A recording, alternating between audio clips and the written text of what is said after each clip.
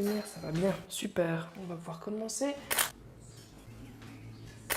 Vous êtes une personne créative, curieuse et flexible. Sens artistique et imagination font également partie de vos atouts. Alors découvrez le métier de photographe. Ouais, c'est bien, comme ça. Super. Les photographes réalisent des prises de vue d'objets, de personnes, d'animaux, de lieux ou d'événements. Ils soignent particulièrement bien la lumière, que ce soit pour un travail en studio ou en extérieur.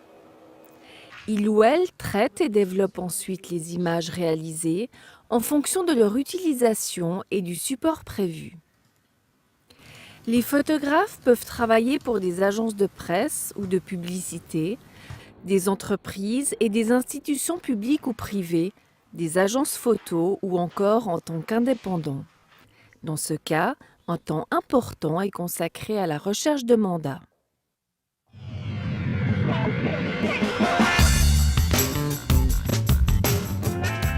J'ai choisi ce métier parce que j'ai commencé à faire un peu des vidéos de skateboard quand j'étais plus jeune et puis ça m'a toujours passionné en fait, sublimer les choses, les gens par le biais de l'image en fait. Et ce qui est quand même attirant dans ce métier, c'est que ça nous permet quand même beaucoup de mélanger les milieux culturels aussi et sociaux. Ça nous ouvre beaucoup de portes au niveau du journalisme, au niveau du cinéma. Ça peut nous permettre aussi pas mal de voyager et puis de pouvoir travailler dans d'autres pays. Vous avez la passion des fleurs et de la nature. Vous êtes une personne créative et avez un bon sens de l'esthétique. Vous avez de l'imagination et êtes habile de vos mains. Vous appréciez le contact et faites preuve de flexibilité. Alors découvrez le métier de fleuriste. Les fleuristes confectionnent et vendent des bouquets ou des arrangements floraux quotidiennement ou pour certaines occasions, telles qu'anniversaire, mariage, deuil, Saint-Valentin ou lors de la fête des mères. Il ou elle marie harmonieusement les couleurs, les formes et les parfums des fleurs et des plantes. Ils les arrosent et en prennent soin en les taillant et en enlevant feuilles et épines. Ils réceptionnent et stockent la marchandise, entretiennent et décorent le magasin, sans oublier naturellement la vente et le contact avec la clientèle. Il faut considérer que les fleuristes travaillent debout, dans des locaux humides, parfois le dimanche et souvent pendant les fêtes. Merci, alors c'est gentil,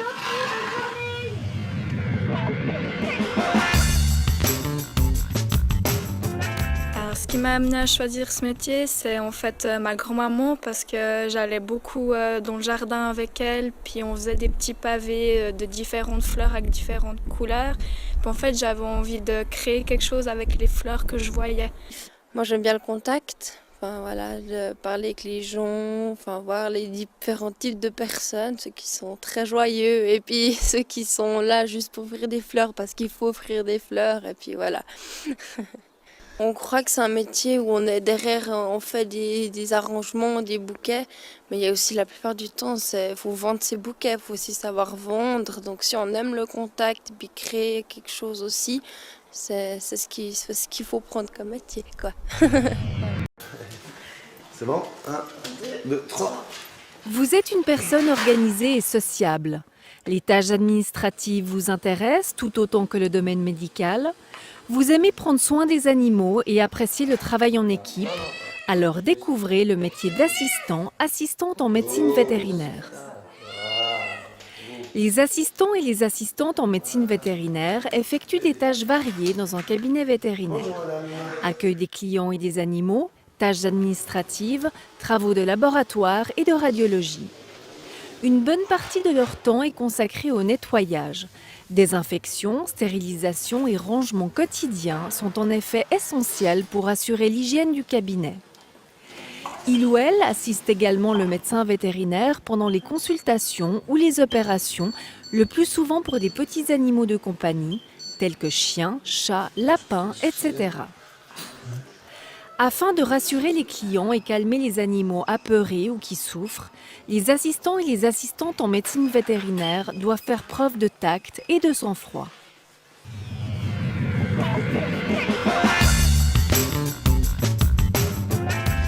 Alors j'ai choisi ce métier déjà simplement parce que j'aime beaucoup les animaux. Je suis cavalière depuis longtemps, donc j'ai le contact avec beaucoup de bêtes.